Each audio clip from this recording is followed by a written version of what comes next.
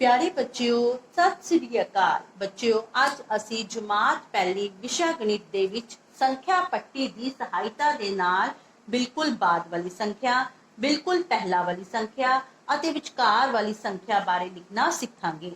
ਬੱਚਿਓ ਪਹਿਲਾਂ ਅਸੀਂ ਸੰਖਿਆ ਪੱਟੀ ਦੀ ਮਦਦ ਦੇ ਨਾਲ ਬਿਲਕੁਲ ਪਹਿਲਾ ਵਾਲੀ ਸੰਖਿਆ ਲਿਖਣਾ ਸਿੱਖਦੇ ਹਾਂ।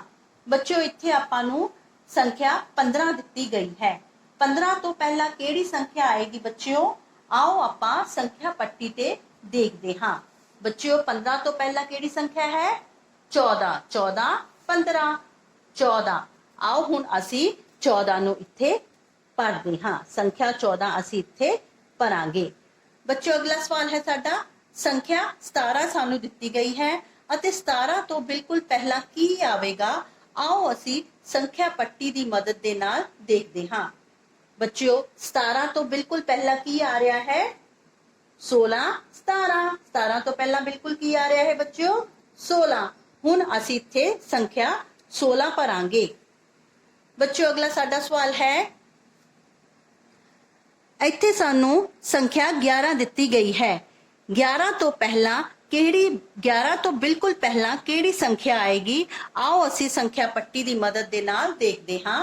हाँ जी बच्चों 11 तो बिल्कुल पहला केड़ी संख्या आ रही है? हाँ जी 10। हुण असी इत्थे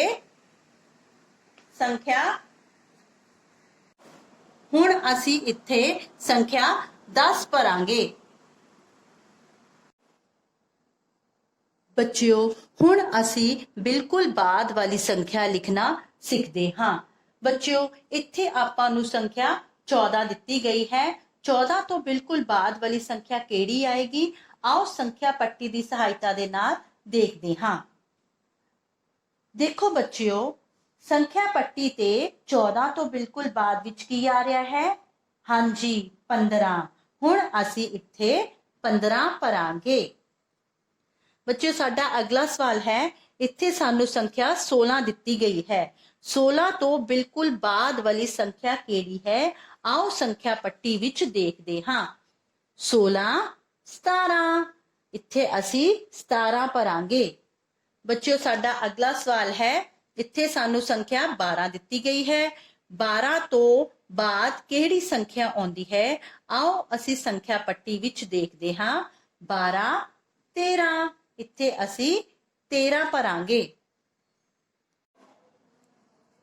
बच्चों हुण आपां विचकार वाली संख्या लिखना सिखांगे।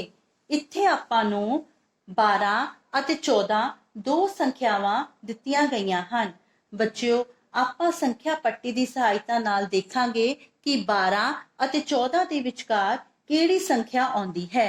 आओ बच्चों देखदे हां। 12 अते 14 दे विचकार केड़ी संख्या आउंदी है? 13। हुण असी संख्या 13 नूं इत्थे भरांगे। बच्चों साडा अगला सवाल है, 16 अते संख्या 18 दे विचकार केड़ी संख्या आउंदी है? आओ बच्चों संख्या पट्टी दी मदद दे नाल देखते हां। 16 अते 18 दे विचकार केड़ी संख्या आ रही है बच्चों? 17। हुण असी इत्थे 17 भरांगे। बच्चों साडा अगला सवाल है, 11 अते 13 दे विचकार केड़ी संख्या आउंदी है? बच्चों 11 अते संख्या 13 दे विचकार केड़ी संख्या आउंदी है बच्चों? हाँ जी 12। हुण असी इत्थे संख्या 12 भरांगे।